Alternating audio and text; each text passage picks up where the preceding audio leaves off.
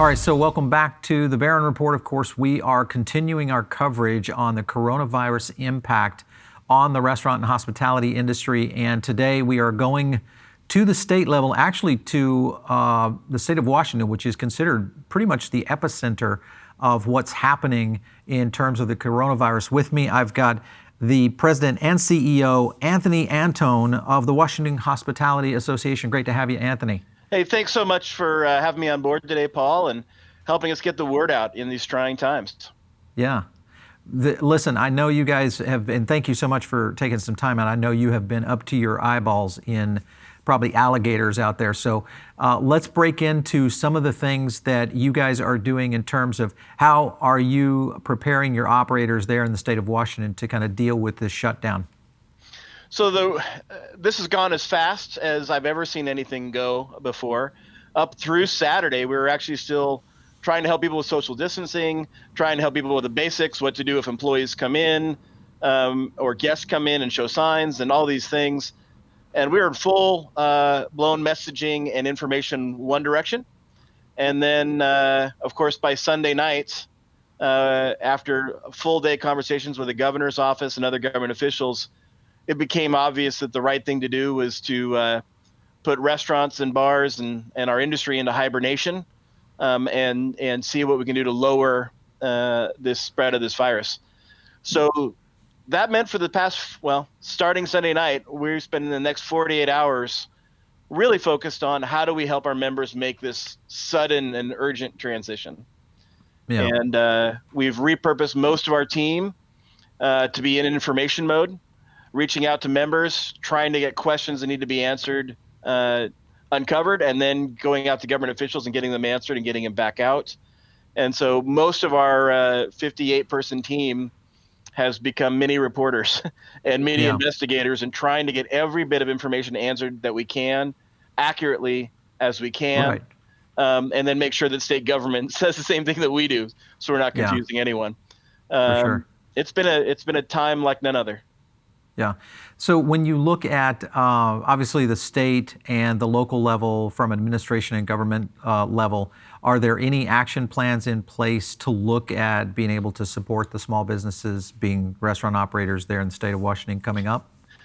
Well, starting with our employees, state government did pass our recommendation, which was a $25 million unemployment insurance relief package targeted at people who've lost their jobs because of this moment.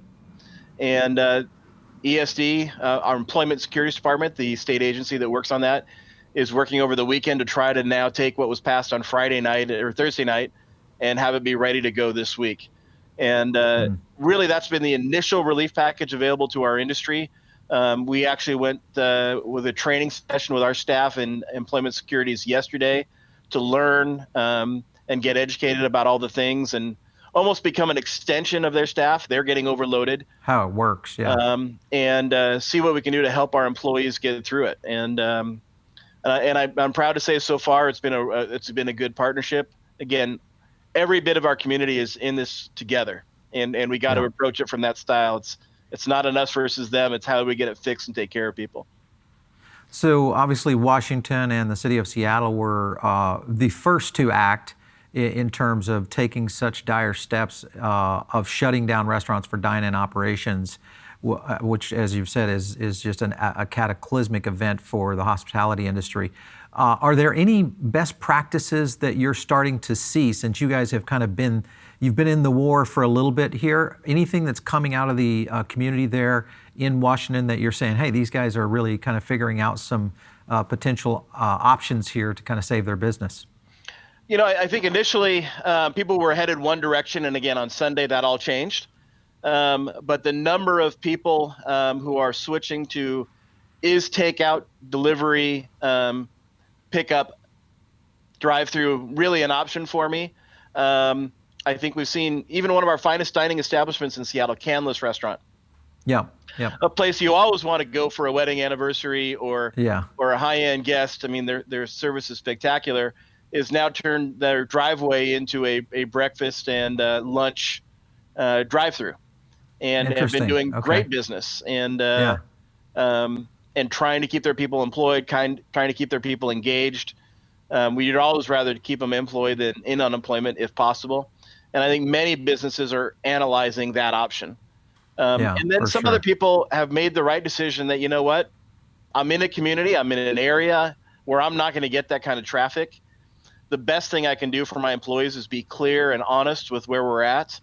And we've seen several places in the downtown area that's mostly corporate driven or tourist driven just say, let's close down, let's help our employees get on unemployment, and we're actually going to have healthcare coverage continued through this event, and let's get you back to work in 2 months, hopefully when this is over. Yeah, And you hate to say that's the best practice, but on the other hand, your employees now know. They're not yeah, wondering what's going to right. happen next, and there's clarity. And you can have employees close up the restaurant the right way. If you've Hmm. ever closed down a restaurant for a season or for a remodel, when you don't do it the right way, it's always a little bit dangerous when you pull back a bar pad Resume. or Yeah. something else. And so they want to make sure that they do this the right way, and we reopen with grace and style that our guests would expect of us. Yeah. Anthony, have you heard anything? Obviously, being there in Seattle, have you heard any news from Starbucks as to how they're kind of handling this situation right now? Mostly what I've read in the news, and they have switched to drive-through only. Yeah. As the state's largest hospitality employer, and in the state that, as you said, has been the epicenter of this pandemic, they have had some employees contract the disease or contract the virus, but they've been outstanding in immediately isolating, over communicating. They're really setting a good example for all people of how to manage in a Hmm. crisis. Yeah. We've been seeing, of course, we heard the president today had some pretty big conversations with companies like Starbucks, McDonald's, et cetera, that are really focusing in on some sort of a semblance there in terms of saving their business.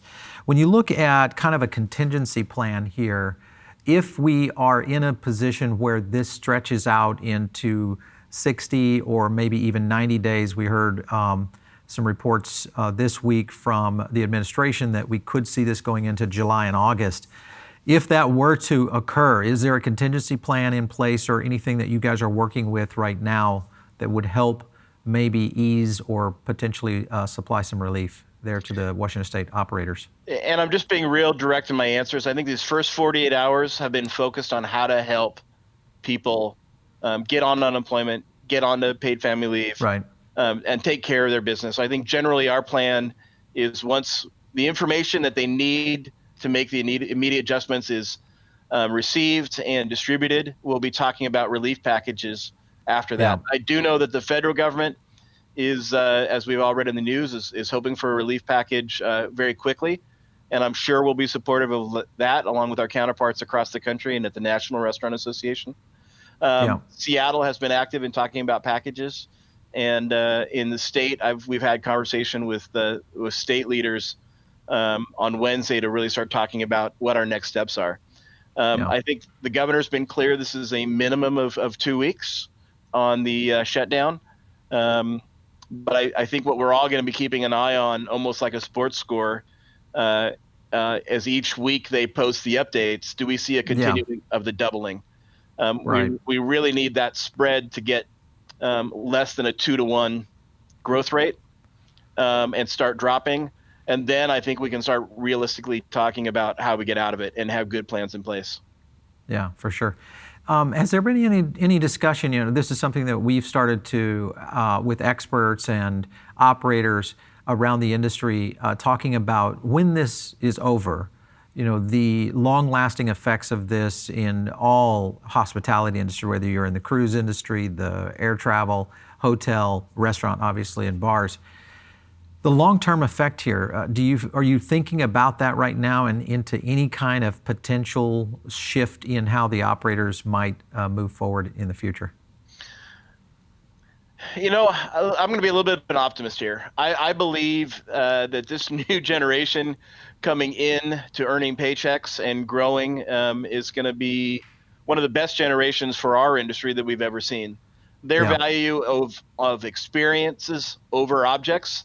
When I was growing up, I'd rather have a bike or an Atari, and I think this generation would rather have a great night out with friends or go to a game or experience life. Yeah. And their approach to recognizing that restaurants are actually an efficiency in their life of cost and time. Yeah. And by the time they can go out and grab a bite to eat and be gone in 45 minutes versus cost and cleaning, it's pretty embedded into them how important food prepared away from home is. So I For still sure. believe the future is super bright, but there is no doubt that there are a lot of operators who are going to have a struggle with 2 months without cash flow of how they can survive and get up going. And so I would say midterm impacts are going to be real, and there's going to be some real adjustments. There's going to be fewer restaurants open when we're done with this than had closed. But I'm going to be hopeful that that too shall pass. And again, when you look at what this generation wants, I still think the future of hospitality is incredibly bright. We're Yeah. just going to have to make adjustments as we go. Well, I think that's a good observation. I think you've got some points there in the sense of it is a next generation kind of market now, especially with the millennials and even Gen Z kind of moving into that, and experience has been on the forefront. It will be interesting to watch kind of the social behavior and kind of the consumer science behind the scenes as things go forward, for sure, Anthony. Listen, we want to be a big outlet for you guys. Is there Thank you. anything we can do to spread the word for the state of Washington? Any You know, news, anything at all? I think our county exec in King County had a great line, and I might butcher it a little bit, but he was hoping that the to-go package would become the new symbol of hope and rebirth.